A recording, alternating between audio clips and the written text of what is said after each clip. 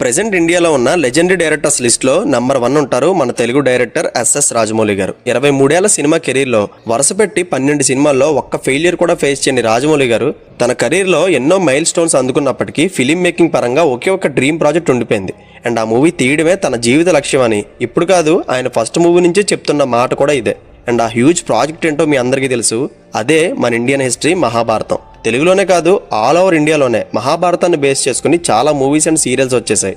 And చాలా మంది directors సముద్రం లాంటి మహాభారతాన్ని సినిమాటిక్ లిబర్టీ కోసం కంప్రెస్ చేసి ఒక 3 అవర్స్ మూవీలో షార్ట్ కట్ గా చూపించేవారు. అయితే మీకు డౌట్ రావచ్చు, రాజమౌళి గారు కూడా అందరిలో ఒక్క మూవీలో మహాభారతాన్ని చెప్పి తన డ్రీమ్ ని ఫుల్ఫిల్ చేసుకోవచ్చుగా అని. కానీ ఇక్కడ రాజమౌళి గారి విజన్ ప్రకారం మహాభారతాన్ని ఒక్క మూవీలో చెప్పడానికి సాధ్యపడదు. అండ్ అలా చేస్తే దానికి అసలు న్యాయం చేయలేమని ఆయన ఒపీనియన్. బికాజ్ మహాభారతంలో ఉండే క్యారెక్టర్స్ కానీ వాళ్ళ మధ్య ఉండే ఎమోషన్స్ని రాజమౌళి గారి మైండ్లో ఉన్న విజువల్ థాట్కి ఈ మహాభారతాన్ని ప్రజెంట్ చేయగలిగితే అది ప్రపంచంలోనే కనీవిని ఎరగని బిగ్గెస్ట్ హిట్ ఎవరవుతుందని రాజమౌళి గారి గట్ ఫీలింగ్. కనుక 20 ఏళ్ల నుంచి ఎన్ని ఇంటర్వ్యూస్లు అడిగినా మహాభారతం తీయడం తన లైఫ్ టైం అచీవ్మెంట్ అని, కానీ దాన్ని తీయాలంటే ఇప్పుడున్న ఎక్స్పీరియన్స్ కానీ టెక్నికల్ వాల్యూస్ కానీ అండ్ వీటన్నిటికన్నా ముఖ్యంగా నన్ను నమ్మి నా మీద 100 కోట్లు ఇన్వెస్ట్ చేసే ప్రొడ్యూసర్స్ని నా ఫిలిం మేకింగ్ స్టైల్తో వాళ్ళని ఇంప్రెస్ చేసిన రోజున నేను మహాభారతం మొదలు పెడతా అన్నారు. అందుకే తన మొదటి సినిమా స్టూడెంట్ నెంబర్ 1 దగ్గర నుంచి తన 12th ఫిలిం త్రిబుల్ ఆస్కార్ గెలిచే వరకు రాజమౌళి గారి గ్రాఫ్ సినిమాకి పెరుగుతూనే వచ్చింది.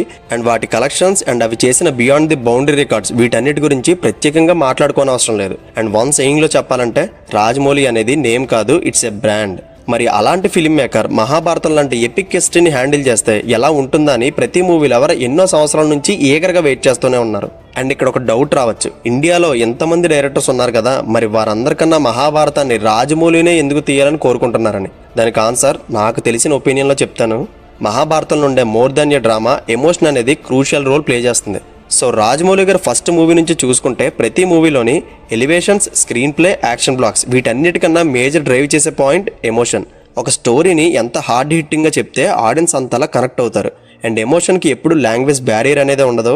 ఈ ప్రపంచం మొత్తం మీద ఎమోషన్కి సరెండర్ అవ్వని హ్యూమన్ ఉండడు. కనుక రాజమౌళి గారు ప్రతి మూవీలోని ఎమోషన్ అనేది కోర్ పాయింట్గా తీసుకొని దాని చుట్టూ అల్లుకున్న బోనస్ సీక్వెన్సెసే ఈ elevations and action blocks.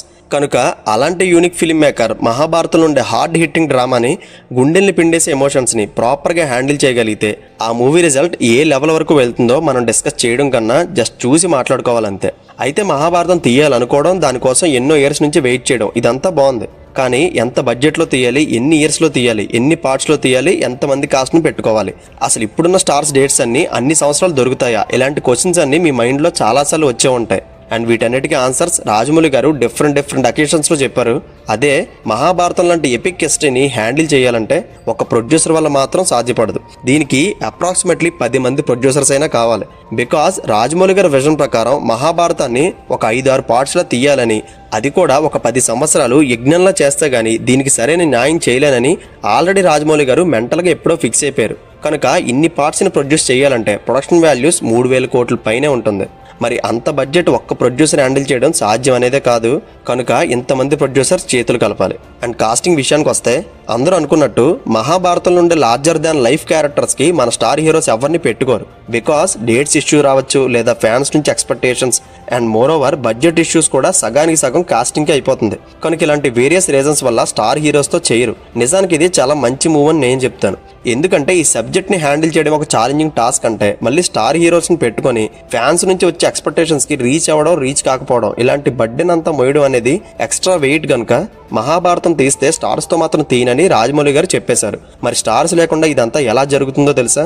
దీనికంటూ separate casting చూస్ చేసుకుని ఈ క్యారెక్టర్స్కి ఎవరైతే సూటబుల్ అవుతారో వాళ్ళని సెలెక్ట్ చేసుకుని మౌల్డ్ చేసి రెడీ చేస్తే గానీ హ్యూజ్ ప్రాజెక్ట్ స్టార్ట్ అవ్వదు. అండ్ మోర్ ఓవర్ వరల్డ్ వైడ్గా ఉండే మహాభారతం వెర్షన్స్ అన్ని చదివి ఇప్పటివరకు ప్రజలు సినిమాల్లో, సీరియల్స్లో చూసిన మహాభారతం అంతా పక్కన పెట్టి ఇది అసలు సిసలైన మహాభారతం అని చెప్పేలా మూవీ తీయాలంటే ప్రీ ప్రొడక్షన్కే 2 ఇయర్స్ పడుతుంది. కనుక మహాభారతం తీయాలంటే ఇంత గ్రౌండ్ వర్క్ చేస్తే గానీ ఎపిక్ ప్రాజెక్ట్ పట్టాలెక్కదు.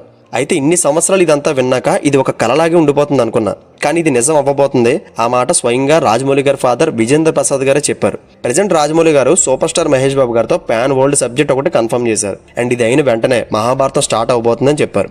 అండ్ ఇన్ని సంవత్సరాల్లో ఎప్పుడు మహాభారతం కోసం అడిగినా ఇలాంటి క్యాలిక్యులేషన్స్ చెప్తుంటే ఇది ఎప్పటికీ అవ్వదని ఫిక్స్ అయిపోయిన ఆడియన్స్కి ఒక్కసారిగా ఈ మాట చెప్పడంతో హ్యూజ్ ట్రెండ్ అయింది. అండ్ రాజమౌళి గారి కళతో పాటు అది చూసి ఆడియన్స్ కళ కూడా నెరవేరబోతుంది. అండ్ ఇంకో విషయం చెప్పాలనుకుంటున్నా, RRR మూవీ తర్వాత బాలీవుడ్ యాక్టర్ అమీర్ ఖాన్ గారు రాజమౌళి గారిని కలిసి తన డ్రీమ్ ప్రాజెక్ట్ మహాభారతాన్ని డైరెక్ట్ చేస్తారా అని అడిగారు. కానీ రాజమౌళి గారు నాకు వేరే కమిట్మెంట్స్ ఉన్నాయి, సారీ సార్ అని చెప్పి ఈ ఆఫర్ని రిజెక్ట్ చేశారంట. దాని స్టోరీ ప్రిపేర్ చేయండి అని రైటర్ విజేంద్ర ప్రసాద్ గారిని అడిగితే, మీ టీంతో ఫస్ట్ స్క్రిప్ట్ రెడీ చేయించండి, ఆ తర్వాత నేను వచ్చి మీ టీంతో కొలాబరేట్ అయ్యి ఏ క్యారెక్టర్స్ ఎంత డ్యూరేషన్ ఉండాలో స్క్రీన్ పై రాసిస్తా అన్నారు. సో మేబీ ఇంకో 3 yearsలో ఈ ఎపిక్ ప్రాజెక్ట్ సెట్స్ పైకి వెళ్తుంది. అండ్ ఇదే రాజమౌళి గారు తీయబోయే లాస్ట్ మూవీ సిరీస్ అని చెప్పారు. ఎందుకంటే ఇది తీయడానికే మాక్సిమం ఒక 10 years టైం పడుతుంది. అండ్ ఒక్క ప్రాజెక్ట్ కోసం అన్ని సంవత్సరాలు పేషెన్సీతో ఉండడం అనేది రాజమౌళి గారి వల్లే సాధ్యం అవుతుంది. ఎందుకంటే అతనొక యోధుడు, అతనొక యోగి. బట్ వన్స్ ఈ సిరీస్లో ఒక్క పార్ట్ రిలీజ్ అయ్యి ఇంటర్నేషనల్ వైడ్ ఫేమ్ అందుకుంటే ఇప్పటివరకు వరల్డ్లో చూసిన ఏ డ్రామా సిరీస్కి కానీ మూవీస్కి కానీ రాని హ్యూమాంగస్ క్రేజ్ మహాభారతానికి దక్కుతుంది. నాట్ ఓన్లీ రెవెన్యూ, ఇండియన్ హిస్టరీని ప్రపంచంతో తెలుసుకుంటుంది. అండ్ ప్రపంచం చెప్పుకునే వరల్డ్ నెంబర్ 1 డైరెక్టర్ అవుతారు మన తెలుగు డైరెక్టర్ SS రాజమౌళి గారు. Right, and that's it guys. Rajamouli గారు తీయబోయే మహాభారతం మీద డీటెయిల్ రీసెర్చ్ చేసి చెప్పిన అనాలిసిస్ నచ్చితే లైక్ చేయండి. అండ్ రాజమౌళి గారు తీయబోయే మహాభారతం మీద మీ ఎక్స్పెక్టేషన్స్ ఏంటి, అండ్ ఈ వీడియోపై మీ ఒపీనియన్ని కింద కమెంట్ బాక్స్లో కమెంట్ చేయండి. Thank you.